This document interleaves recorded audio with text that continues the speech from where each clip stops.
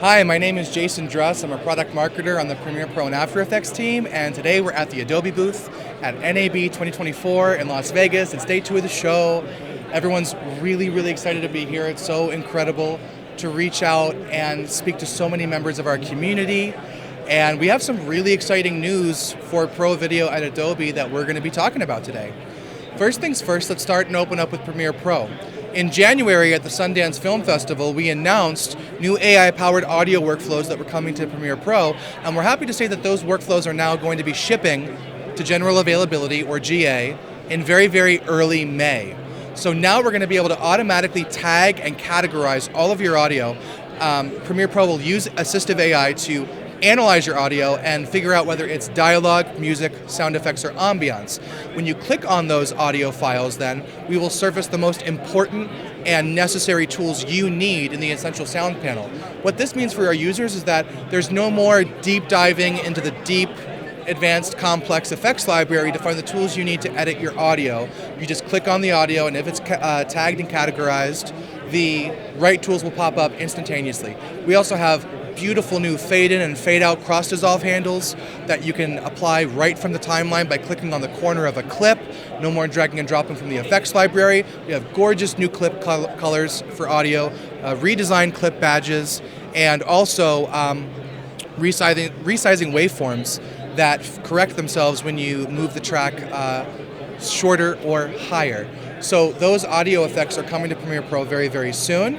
And we also have faster playback performance in Premiere Pro Beta. We have GPU accelerated speech to text that provides 13 times real-time performance when generating your captions for speech to text and text-based editing. And we also have GPU accelerated AVC and MXF playback, which means your Canon, Sony, and Panasonic footage is going to be buttery smooth and even faster than ever in Premiere Pro Beta. So check those out today.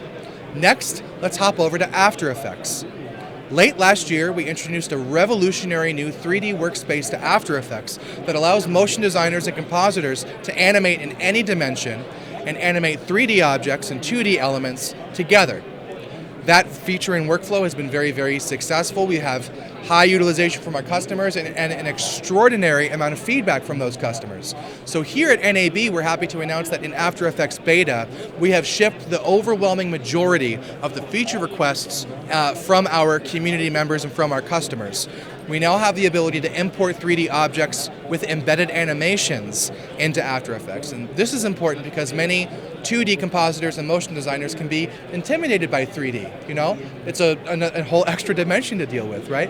But many of the 3D models that users buy in third-party marketplaces have embedded animations, making them easier to animate and deal with in animation apps. So now that we can support those animations, we're really thrilled about it. We also have 3D depth map support, 3D shadow catchers, which are going to help you cast realistic 3D shadows that match the environment and tone of your surroundings, and a number of other 3D improvements in our 3D workspace. And we're really thrilled to say to our customers that this is still the very beginning of our investment in a native 3D workspace when it comes to After Effects. So you will continue to hear and see more from us when it comes to 3D workflows in After Effects. So download the latest version of the After Effects Beta in the Creative Cloud app to see all of those amazing 3D workflow features. Next up, let's talk about Frame.io. Now, personally, I've been using Frame.io almost every day of my career since 2017. It's been an extremely important part of my workflow. At one point in my career, I ran an entire small business off of Frame.io. So we announced last week that we completely revolutionized, redesigned, and rebuilt Frame.io from the ground up in a new version that we call version 4, or V4 for short. Frame.io V4 turns Frame.io from a review and approval tool for video and photo and design teams to a completely reimagined creative management platform, right? We're dipping our toes into work management. We have revolutionary new metadata controls, collections, a multi-panel architecture, which allows not only post-production workers and production workers to utilize collaboration, we're also expanding and opening up Frame to new pre-production teams that now have the capability to use Frame.io because of our inclusion of metadata and collections. So very soon in the future, we'll start to see casting teams, locations teams, art departments working in Frame.io right alongside cinematographers, camera departments, and of course, post-production teams and their stakeholders. we've really never seen an application or a time before where every team like this could seamlessly work together in the cloud for collaboration. This is all very, very exciting. The last thing I'll say about the Frame.io v4 beta is that it is fast.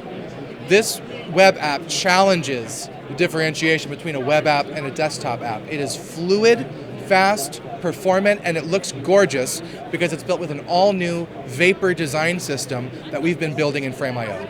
It took the entire team over 3 years to bring V4 to life, and we're so thrilled that users can now take advantage of it and start using it in our brand new public beta. So, if you're a Frame.io user, head over to frame.io, sign up for the public beta for V4.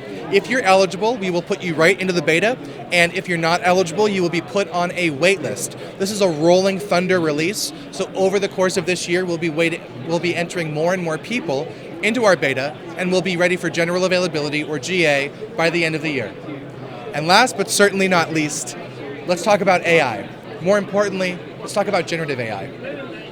At Adobe, we have Firefly, which is our family of commercially safe generative AI models. We have an image model, a vector model, and a 3D model. We're happy to announce that after a year of Firefly existing with over 6.5 billion image generations in just over a year, it's the most successful and most popular commercially safe generative AI family of models. But where's video? That's what everyone's been asking us, and that's what we're really excited to talk about.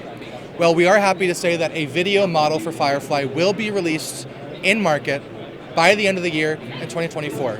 The reason why we're taking a little bit longer to release our video model is because we're doing everything in our power to make sure that our Firefly video model is commercially safe for use. That's very important to us. So we're using available elements in Adobe Stock, we're sending out teams to shoot content, we're licensing net new content ourselves, and we're very happy to say that we will see video for Firefly by the end of the year. But how are we going to use that video model?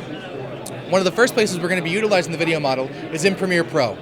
And it's really important to us to not just make generative AI features that are novel or niche, that apply to a wide variety of editors with specific use cases that are going to actually solve day-to-day problems.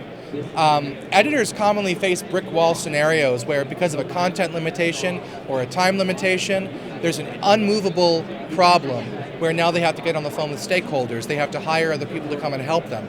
We want to not only empower creatives to make anything they imagine a reality in Premiere Pro, we want them to be able to solve these unmovable problems. We want to take that brick wall and tear it down with a sledgehammer, or at the very least move it back a mile or two.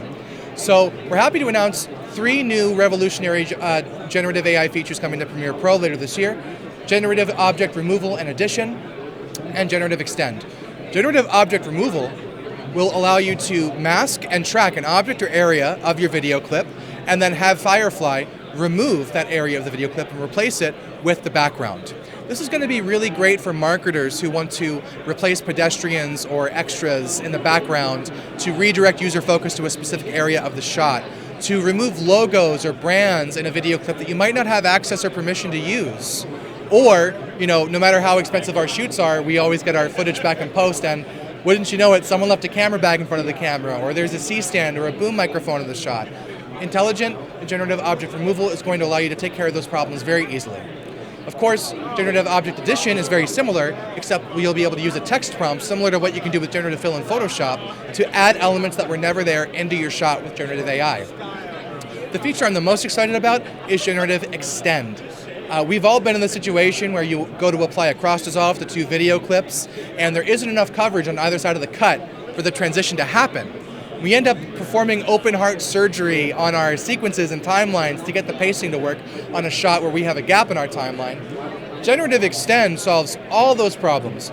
We're going to be able to extend the end of a clip in Premiere Pro where the camera cuts and create with Gen AI frames that were never there to begin with. And again, they'll be photorealistic.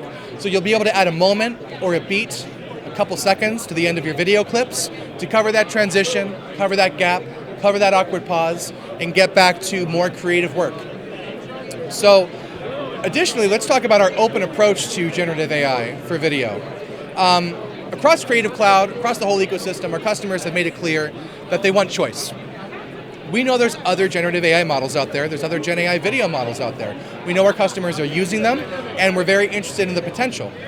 If you look at the Premiere Pro ecosystem today, there are hundreds, if not thousands, of third-party plugins made by other companies that users can port into Premiere Pro, whether it's plugins, effects, transitions. We see the same approach to generative AI, because if there are thousands of Gen AI models in the near future, which we think there will be, many of them are going to have a wide variety of use cases, and some are going to have very niche-specific use cases. So instead of everyone using 25 different applications to create generative AI, we think how great would it be if we can bring other Gen AI models directly into Premiere Pro so that users have the freedom of choice. So we're happy to announce that we are now in early explorations with our friends at OpenAI, Runway, and Pika to imagine what would it be like if we could introduce the magic of third-party models directly into Premiere Pro, in addition to giving users the ability to use our upcoming Firefly video model. So we have a sneak video that we released today that you can see and read about on the Adobe blog, which shows users a very realistic sneak of what these workflows would look like in Premiere Pro that are generated with actual Gen AI models, including Firefly, OpenAI Sora, Runway, and Pika. When it comes to generative AI, responsibility is a very important part of the conversation. And again, we're committed to making Firefly's video model commercially safe for usage. Having said that, if we're going to open the doors to third-party models, it's going to be up to customers to figure out whether the model they're using, if it's not Firefly, is commercially safe or not. Having said that, no matter what model you choose, whether it's Firefly or a third-party model, we will be injecting content credentials into every frame of video and every asset generated in Premiere Pro with Gen AI. It is incredibly, incredibly deeply important to us on a number of levels that creators have the ability to inject this metadata into their videos, and that Adobe continues to be a leader across safe, transparent, ethical, and responsible AI. Adobe is actually a co-founder of the Content Authenticity Initiative, which we helped co-found in 2019, which now includes over 2,500 members across technology. Camera manufacturers, creative software manufacturers, all kinds of partners coming together to establish industry standards and table stakes for safe and responsible, ethical generative AI. So as the world moves fast, and as the Gen AI world moves even faster, Adobe is committed to maintaining our leadership when it comes to bringing the entire industry together for safety and responsibility with generative AI. And that's just about all of the updates we have here at the Adobe booth at NAB 2024 in Las Vegas. Thank you so much for spending time with us and learning about these updates, and we will see you very soon. Thank you.